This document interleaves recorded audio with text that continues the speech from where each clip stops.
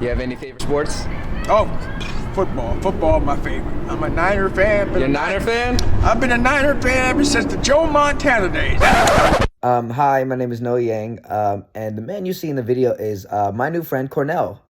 Interestingly, I met Cornell on one of my adventures to downtown Stockton. I initially went to try and complete one of my color assignments, and since I was already there, I was like, you know what, I'm gonna just stick around and film stuff and try to create something out of this. So that is when I met Cornell. Cornell was just a random homeless dude I met when I was walking around. He came up to me asking like, hey, can I have some money? And initially I was like, no, immediately. And the funny thing is I actually had like $100 on me, but you know, I was going to walk away, and then he stopped me and tried to have a conversation, and we started talking about like my camera and like what type of film I wanted to do. And then from that point, I was like, this is actually pretty interesting. Let me stop and actually have a conversation with him. And like, you know, I thought he was just gonna talk to me about like crack or like, you know, about like his poor life choices. But we actually started having a good conversation between each other. So I was like, you know what? Actually, let me have a sit down conversation with him. And I had the random idea to, you know, start filming this. And so I asked him like, hey, would you mind if I film this? And he's like, you know what? Go ahead. And so I started filming him. And so this is my interview with Cornell. All right, brother, so what's your name? Cornell Johnson. How long you been living in Stockton? I've been living in Stockton for about 5 years. I came out here from the Bay Area. From the Bay? Yeah, from the Bay. I had cancer and the chemotherapy. I actually had to quit my job to pay for the chemo and stuff. So it was too expensive in the Bay Area, so I moved out to Stockton. How long have you been in Stockton, and how has, like, you know, Stockton changed for you? Like, you know, just seeing new buildings and all that stuff? It's pretty good. It's a little slower pace than the Bay Area, but that's cool because I'm a little older, or it's a little slower pace. So it's been cool. It gets hot.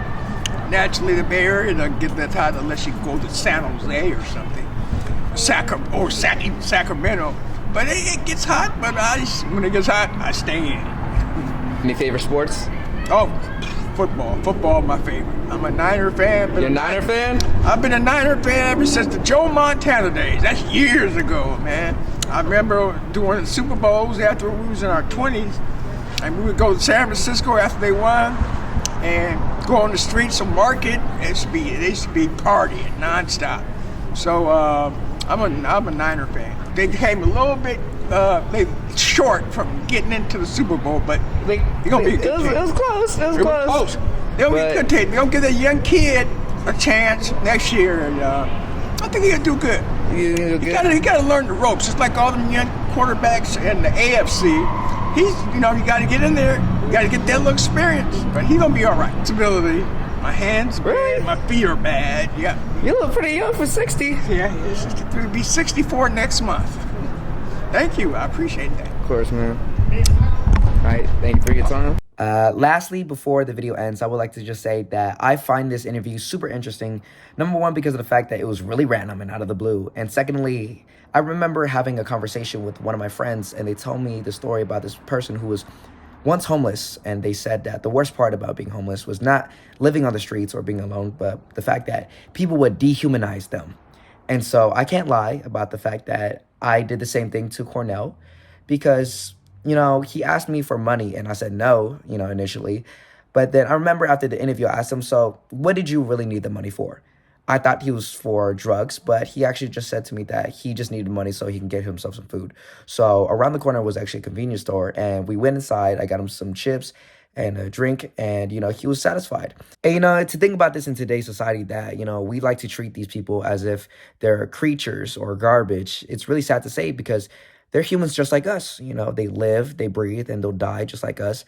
But the fact that, you know, they're in a different financial state, that we treat them as if they're just less than us, you know?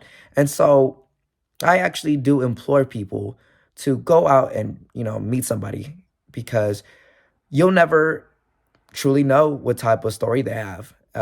Just like, you know, the person I met today. And so I know this sounds corny and cliche, but listening to Cornell's story and learning about him as a person, it actually helped me a lot with learning about who I was, you know, as an individual. So thank you again for watching this video, and that's it.